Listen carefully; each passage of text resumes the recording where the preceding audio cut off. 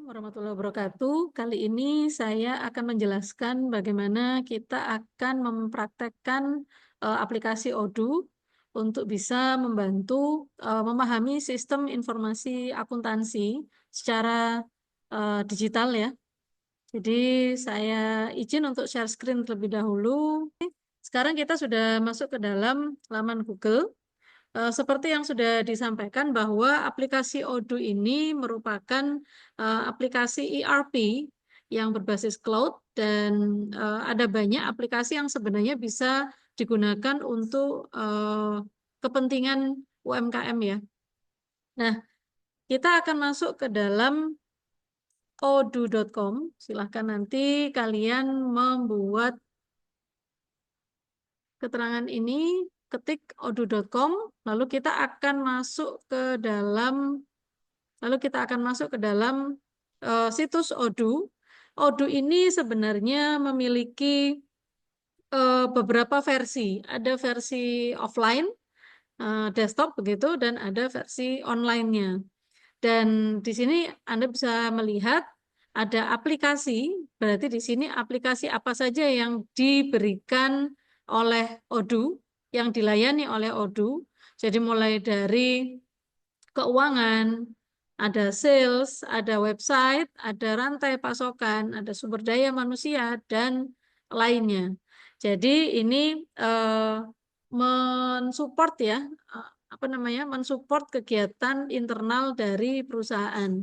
Seperti yang sudah pernah saya sampaikan bahwa kata kunci dari sistem ERP itu adalah integrasi dan juga otomatisasi, begitu. Nah, ini saya akan menggunakan akun lain. Kita sudah masuk ya ke dalam laman Google. Dan di laman Google ini kita tuliskan odoo.com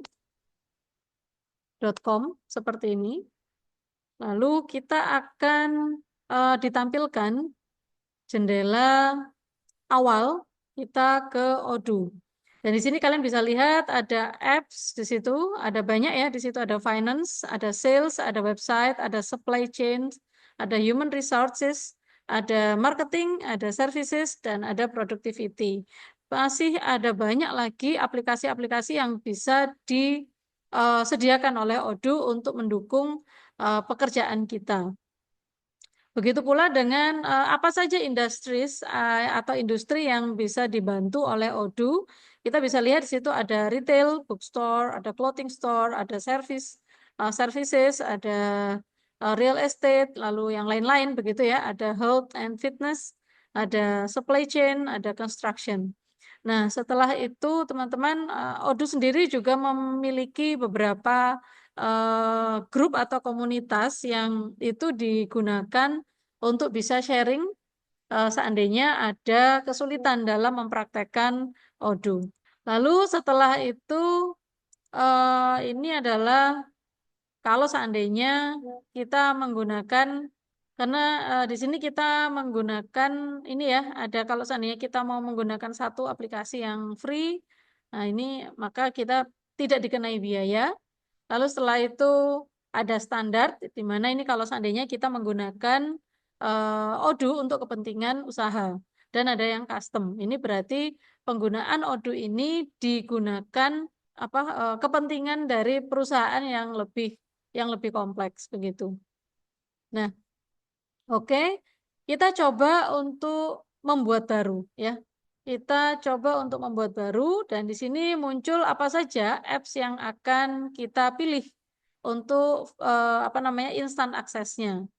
Dan kita coba di sini kita butuh CRM. CRM ini adalah aplikasi untuk Jadi aplikasinya untuk menunjang gitu, menunjang kegiatan yang berkaitan dengan bagaimana internal perusahaan itu berkomunikasi dengan pihak eksternal atau konsumen maupun vendor. Lalu berikutnya ada sales, ini yang kita gunakan. Lalu setelah itu kita bisa gunakan accounting dan kita gunakan aplikasi purchase dan inventory. Lalu kita juga bisa klik employees. Nah, ketika kita klik continue, maka akan muncul misalnya adalah Anissa, begitu ya. Anissa Fatimah. Lalu ada emailnya yang saya gunakan adalah Anissa Fatimah ya, gitu. Lalu company name-nya ini saya coba menggunakan Edu terlebih dahulu karena kalau dulu di beberapa tahun yang lalu ini setiap kita jadi Odoo itu memiliki komitmen ya terhadap pendidikan sehingga ketika ada company name-nya itu diawali oleh Edu gitu.